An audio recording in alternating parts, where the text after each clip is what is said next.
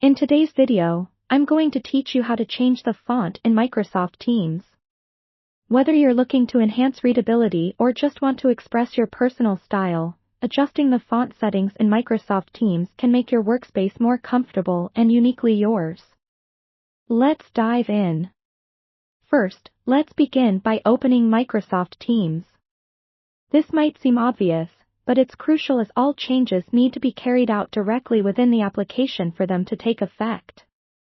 Once you have Teams open, look towards the top right corner of your interface where you'll find your profile picture or initials. This is your entrance to the Settings menu, where you can customize your Teams experience. Click on your profile icon to reveal a drop-down menu. You'll want to look for the option labeled Settings.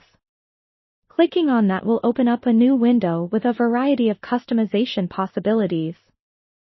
Now, while Teams doesn't have a direct option to change font styles like some other software, we can make adjustments to enhance text readability.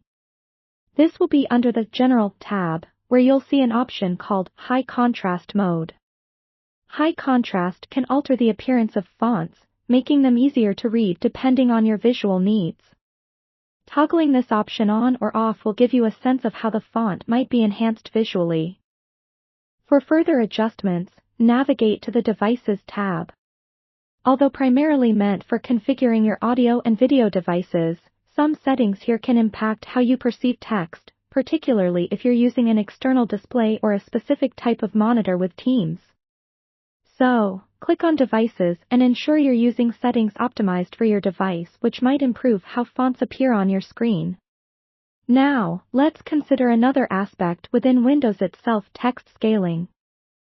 You can enhance readability across all apps, including Teams, by changing the scale settings in Windows. Right-click on your desktop and select Display Settings. Inside, you'll find scaling options.